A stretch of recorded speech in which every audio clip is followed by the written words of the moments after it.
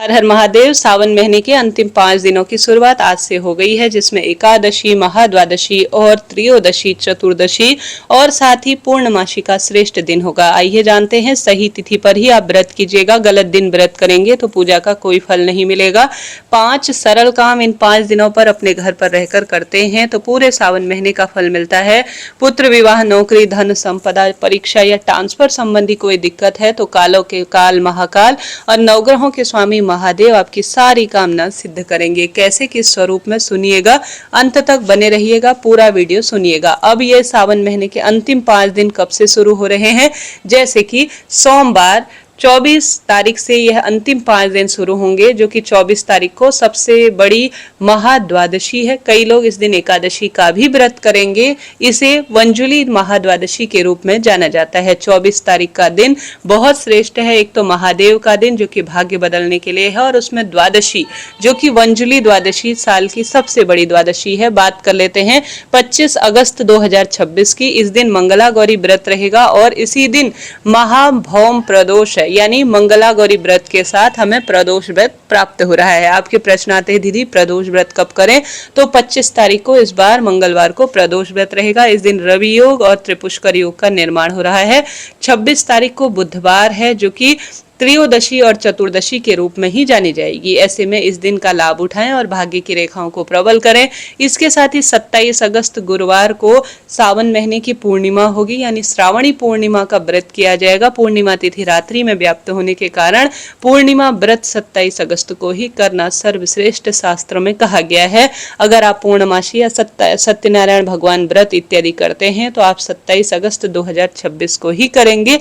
इस बात को आप नोट करिएगा। इसके बाद 28 अगस्त 2026 को रक्षाबंधन है और इस दिन दान पुण्य की पूर्णिमासी रहेगी और सावन महीने का यह अंतिम दिन रहेगा। इस दिन चंद्र ग्रहण भी है, परंतु चंद्र ग्रहण भारत में दिखाई बिल्कुल भी नहीं देगा। न तो सूतक लगेगा, न गर्भवती महिलाओं को कोई खास सावधानी रखने की आवश्यकता है। तो इन 5 दिनों का लाभ उठाएं। 24 तारीख से लेकर 28 तारीख तक भाग्य बदलने का समय है। कौन कौन से कार्य कर सकते हैं सुनिएगा और इस वीडियो को शेयर करें।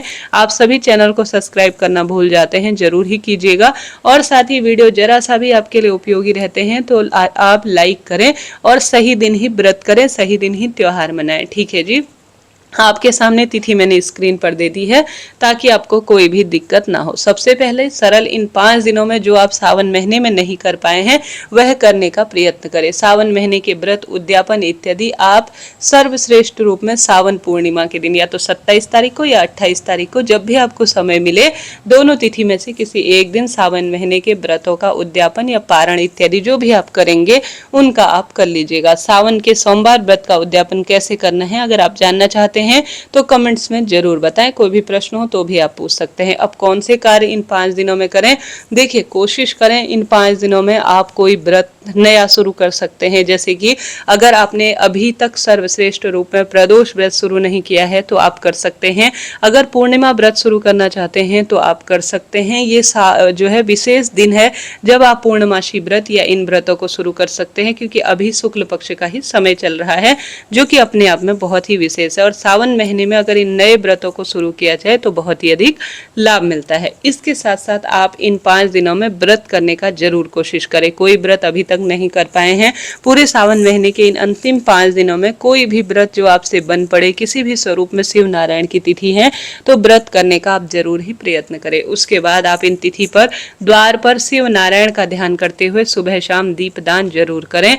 और साथ ही आप एक काम जरूर करें इन अंतिम 5 दिनों में, वह कार्य है रुद्राक्ष मिश्रित जल।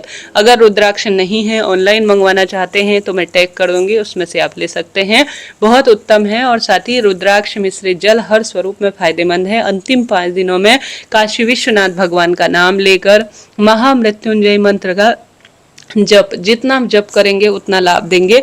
मानसिक, शारीरिक या आर्थिक कोई भी कष्ट, बंधन, पीड़ा है तो उसके लिए आप इन अंतिम 5 दिनों में नियम बना लीजिए कि आप जल के लोटे में रोज रुद्राक्ष डालेंगे और सरल तरीके से शिव मंदिर में जाकर काशी विश्वनाथ भगवान का नाम लेकर और महामृत्युंजय मंत्र का जप करते हुए इन अंतिम 5 दिनों में, जैसे सोमवार की श्रेष्ठ तिथि पर आप शिवलिंग पर 1 मुट्ठी चावल चढ़ाएंगे। चावल नहीं चढ़ा सकते हैं 108 तो आप शिव मुट्ठी के तहत 108 की संख्या में आप सफेद फूल शिवलिंग पर चढ़ाएं या सफेद फूल की पंखुड़ी चढ़ाएं। साथ के साथ आप महामृत्युंजय मंत्र का जप करते हुए शिवलिंग पर रुद्राक्ष मिश्रित जल चढ़ाकर उसे प्राप्त करें और ग्रहण करें। देखिए, अंतिम सावन के यह सोमवार के दिन जो होंगे, यह अंतिम दिन पूरे साल भर बाद हमें प्राप्त होंगे। तो शिवलिंग पर चढ़ाया गया जल अपने नेत्र से लगाएं, अपने कंठ वक्ष स्थल से लगाकर घर में छिड़काव करें और बच्चों को भी इसे ग्रहण करने के लिए दीजिए। मंगलवार के दिन रुद्राक्ष मिश्रित जल शिवलिंग पर चढ़ाएंगे तो आप मंगलवार के दिन या तो लाल फूल या शहद जिसका संबंध मंगल से होता है, या आप सभी मसूर की दाल या लाल रंग की कोई भी वस्तु जो शिवलिंग पर धन संबंधी परेशानी दूर करने के लिए कही गई है, और मंगल प्रदोष के दिन आप शिवलिंग पर लाल फूल इत्यादि चढ़ाते हैं या एक मुट्ठी गेहूं चढ़ाते हैं तो मंगल दोष संबंधित जो परेशानी है उसका निदान होता है और सारे कष्ट दूर होते हैं, और रुद्राक्ष मिश्रित जल आपको चढ़ाना ही है।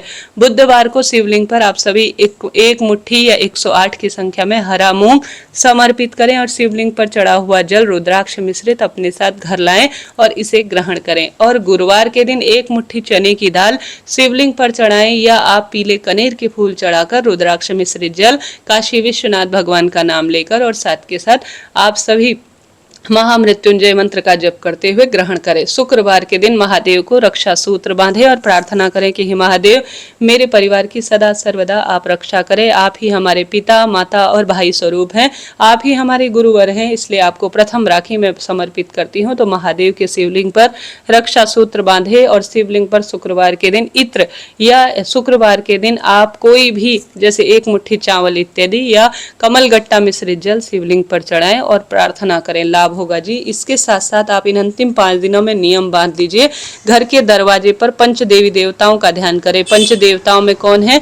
श्री गणेश जी महाराज, माता दुर्गा भवानी, सूर्य नारायण भगवान, महादेव और जो हमारे श्री नारायण है, यह पंच देवी देवता हैं। 5 दीपक लीजिए, प्लेट में रखें और दीपक के अंदर थोड़ा काला तिल डालें। घी या तिल के तेल का प्रयोग करते हुए सबसे पहला दीपक घर की रसोई में रखें, दूसरा घर के मंदिर में, तीसरा तुलसी माता के समक्ष, चौथा द्वार पर और अंतिम 5वां दीपक अपने छत या बालकनी में रखें। और चाहे तो इस अंतिम दीपक को शिव नारायण मंदिर में या आंवला, बड़ पीपल, बेलपत्र वृक्ष की जड़ में भी समर्पित कर सकते हैं।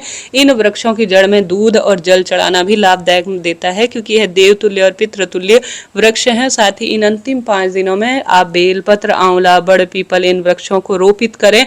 साल भर बाद ही यह मौका मिलेगा, पितृदोष इससे मिटता है और सारे कार्य सिद्ध हो जाते हैं। सावन महीने के अंतिम 5 दिनों में अगर आपने घर पर या मिट्टी के शिवलिंग, आंवला, बड़ पीपल, बेलपत्र इन वृक्षों की जड़ में अगर मिट्टी के शिवलिंग अभी तक बनाकर पार्थिव शिवलिंग पूजन नहीं किया है तो करने का प्रयत्न करें। दुख दारिद्र दहन स्रोत का पाठ करना, इन दिव्य वृक्षों की जड़ में बैठकर मंत्र जाप करना और साथ के साथ शिव चालीसा पढ़ना श्री नारायण और महादेव की विशेष उपासना लाभ देता है। इसके साथ ही गुरु जी कहते हैं कांता चक्र भगवान का नाम लेकर शिव नारायण का ध्यान कर कर एक लाल फूल, एक सफेद फूल, एक बेलपत्र और एक शमी का पत्ता आज के शुभ दिन में माता अशोक सुंदरी के स्थान पर समर्पित कर दिया जाए तो इससे कांता चक्र भगवान और शिव नारायण की कृपा मिलती है और सारे काम स्वतः ही सिद्ध हो जाते हैं। तो आप कौन कौन से कार्य करेंगे कमेंट्स में जरूर बताएं और चैनल से जुड़कर सब्सक्राइब करें। हर हर महादेव जी।